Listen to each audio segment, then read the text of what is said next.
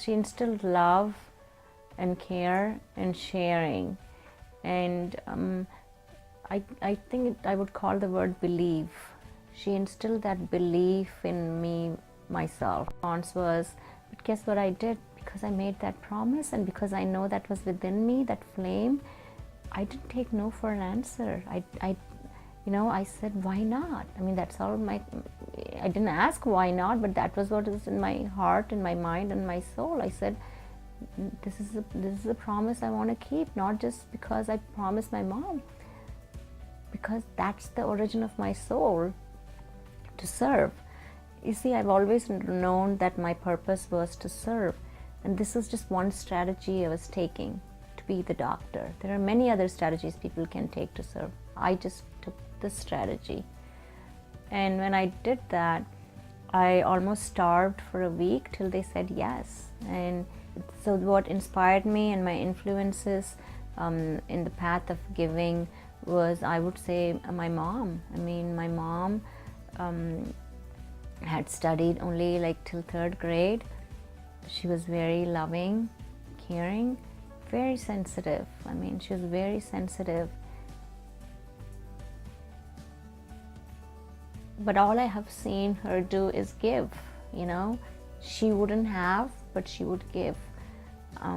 She wanted to see her daughters be independent, stand on their own feet, not be dependent. And she wanted to see us accomplish things. And this is from a lady, I just want to tell you one incident. So when it was our birthday, my sister and I share the same day and month, except different years on our birthday. And once it was our birthday, we were celebrating our birthday, so it was on the same day. She gave us outfit, my dad brought the outfit and we wore and went to school. And when we came back from school, everybody was we went home and we asked her mom, everybody laughed at us today. And she's like, why, what happened? I said, because you put us pajamas on our birthday. You put the pajamas. So this goes to say how very village raised we were, where we didn't know that these are pajamas. You wear it only during nights. The set was so cute and beautiful. She just put it on us. We were 6 and 7 or 8. She was 6, I was 8, and so that's how much. I know I laugh at it now, but at that time I know it hurt her. But that was something she learned. She tried to learn to speak English and other languages that we started learning from school. She made sure I learned my native language, which was Tamil, to watch TV. But she went above and beyond to make sure she made sure there was no gaps left. And the other thing also was that she was depressed. She was depressed in the sense because she was very sensitive, so she would not be able to take any major problems and resolve or solve it. She would just go into her room and sleep, or just lay down or go into silence. And I, as a growing child, I couldn't figure out what that was, but she always made sure she performed her duties and responsibilities. Because she was very giving, any small thing that people did to her in adverse would hurt her a lot, because she did that out of whatever she did out of genuineness and love and caring and sharing. But I guess people like that expect love and care and sharing, but that doesn't happen in the world. Like I said, she had clinical depression, so they had prescribed her medication. At that time, we never talked about depression. It was too sensitive a subject for us to talk about. So I don't know, as sisters growing up, if we were able to show her or give her all the love, because we were a little bit hesitant to do anything in front of her because we didn't want to hurt her. Continue to encourage me, and just help me explore things. She's very soft. Like, I don't know till now, after all these years, I've met any person who's very sensitive and soft. She was just like always cleaning and cooking and surprising. I remember we would invite guests to our house, and my dad would come back from work and he would say, the guests are going to be here in half an hour. I don't see the food. Where's all the food? She said, no, we'll cook after they come. And he'd be so surprised and shocked. I remember this at least 2 or 3 times. And she would have hidden everything in the oven. She would have cooked the whole day since morning. She loved to try out different cuisines. And I always wondered, where did she learn? Where did she suddenly transform herself to do this? Because back in the village, you wouldn't even think of it's the same food. You cook rice and the curries. So she loved to try out different cuisines, and she would make us read the recipes in English, and sometimes she would get it in her own Tamil recipes.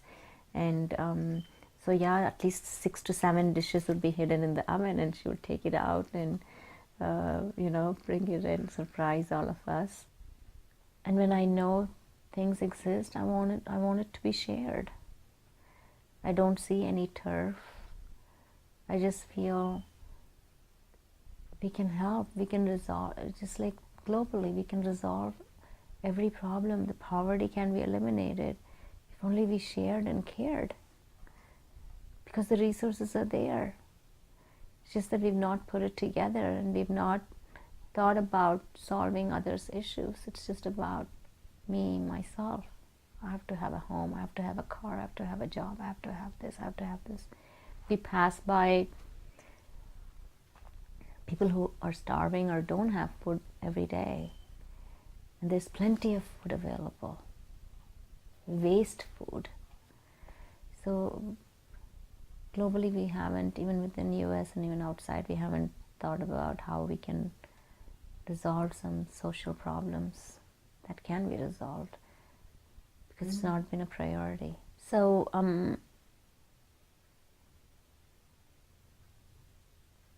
so my grandma, we used to call her City Mom. We still call her Mom, but we called her City Mom. And my mom, we used to call her our mom. She's our mom. So my dad called one day, and he said, I just get a call, and he said, Mom has passed. And inside my mind and heart and soul, I'm so hoping that it's the City Mom, who's my grandma. And then I'm asking, which mom? Like, I'm asking him, which mom are you talking about? He said, it's our mom. She passed when she was 47 years old. I don't think she's even attained menopause. She passed when she was 47.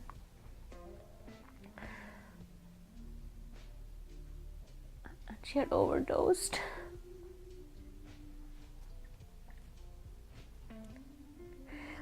I don't want to say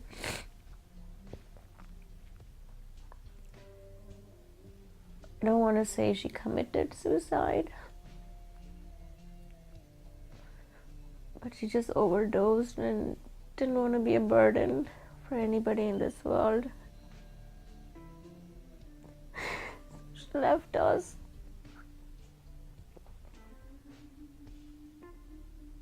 She overdosed on antidepressants.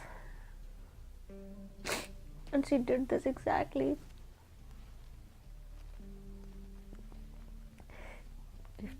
16 or 17 years later than the first time. And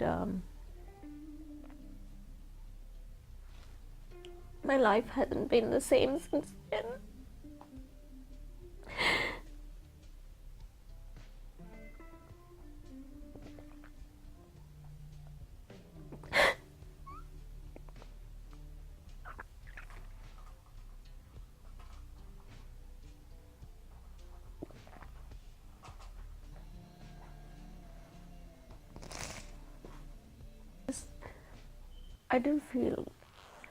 I felt helpless because I was just a budding physician. I just got out, became a doctor.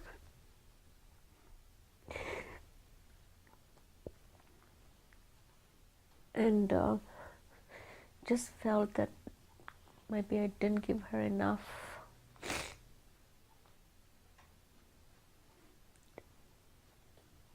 attention, or I don't know how else I could have cared. She was on antidepressant. I would tell her many times to come out of her room and go out and walk. Let's do this, let's do that. And sometimes she just wanted to be alone, and I would respect that. I remember my mom always saying that she's become so dependent on Dad that she could not imagine a day without him. So she would always say that she's praying that she should leave the world before he does, because if it happens the reverse, she wouldn't know what to do the next day. And I thought, wow. And I think that is the message we have to give, to be accepting of people who have mental health illness, to be patient with them, because obviously he's been patient with her for 30 years, and maybe one thing that might have ticked her off, we never know when that ticking off is. And mental health is, I think we should talk about it more in the open. It should not be a hidden secret behind the doors, because I feel we all are living for the community, and we forget to live for ourselves. We forget to live for ourselves as a family. We just put out these false pretenses that everything is fine, and it's not fine. Mental health is a taboo in our community. They call them the crazy people. It's just one of the taboo subjects. You just don't talk about things within your family. That's in four closed doors. You can't, in four closed walls. Then there will be rumors. Sometimes there'll be rumors, and then sometimes it could affect the girl's wedding, because they could say, if mom is crazy, the girls must be crazy. There's just not much education. It'll be ridiculed and laughed at. I was diagnosed with clinical depression. That's when she went on the antidepressant medication. So if you look at, there are many reasons. One is genetic. It exists in the family. Neurochemical imbalance. I just realized that how my whole life turned upside down, because her passing unnaturally. It's not a natural cause of death.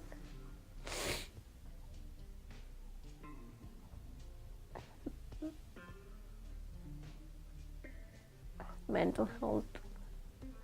There are so many disorders under mental health. We just call a person mental, not understanding what they're going through. Anxiety disorders, addictive disorders. all the emotional disorders, including depression, even thoughts of suicide, mood disorders, personality disorders, the phobias, the panic disorders, they all come under mental health. And we just separate them out. We don't even talk about it in our community. They're just isolated out, as if they don't belong with us or in our community.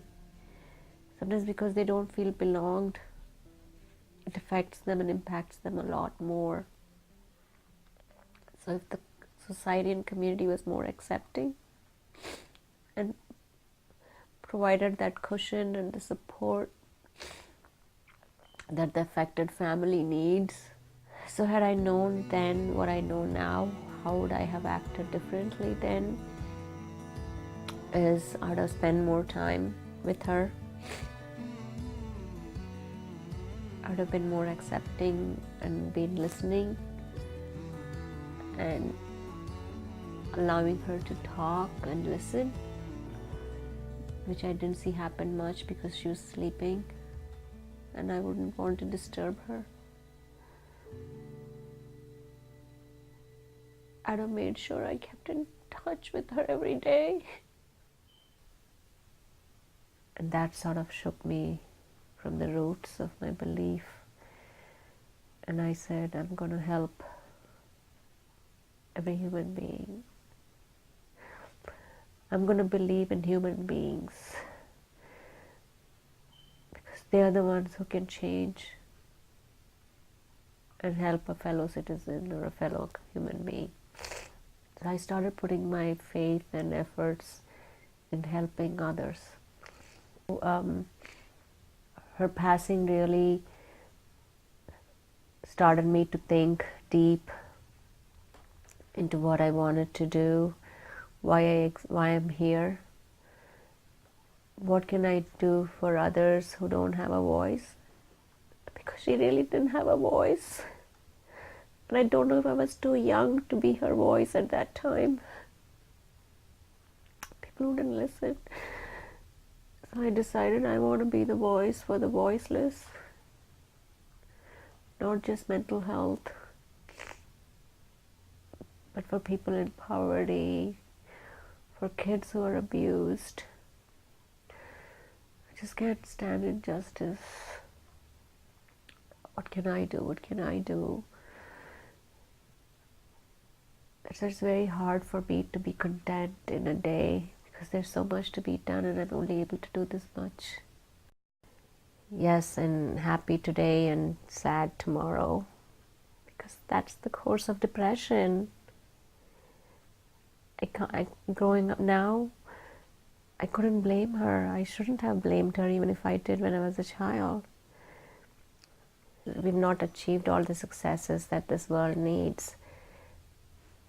While there might be happiness here, there's so much of sadness and miseries for kids, for families, for kids who've lost their parents, either through natural or unnatural causes of death. The world looks for credibility. The world asks what degrees you have. The world asks, are you earning? That's when it's going to listen to you. It's not going to listen to a person who doesn't have a voice, who might be out there on the streets, who doesn't have a title, who doesn't have a job. Who's going to listen to that? We're on this journey to serve,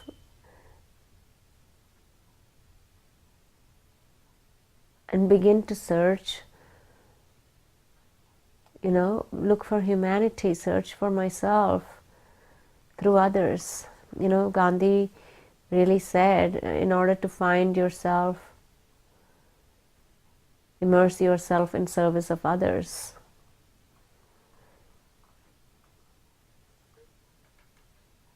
So that's what I'm trying to continue to do. I am a sensitive, loving person, but life has taught me so many lessons. I've matured to a level now where I know I can't give up on myself. While I've had those feelings at very lowest points in my life, I realized there was this spirit that was just guiding me and protecting me. And I always wonder if it's my mom's spirit, you know. I don't know. But also when I see any elderly ladies or women who are so gentle and kind, I see my mom in them. I just go give them a hug and I put a smile in their face, because this is how my mom would have looked had she been here now. This is how loving and kind she would have been. Mental health disorders or illnesses are not a choice. Sometimes they're passed on from families. Sometimes it's the circumstances that put you in a situation, especially the addictive disorders. You're in an environment where you take up something that you don't want to, and then it's so hard for you to come out. So blaming the people who either have mental health illnesses or disorders is not going to serve them or the community well. Stereotyping and isolating such families with people who have any of the personality or the mood disorders or depression or addictive disorders, just stereotyping and isolating them is not going to help or serve the community well as well. But accepting the reality that this was not, my mom wasn't born with it. For even my dad to accept her and love her for those 30 years. Some of these mental health disorders just need love and the proper management. They need to be completely given hope. They need to have faith that they're going to get better. They just need to be respected and listened and communicated to, and feeling belonged.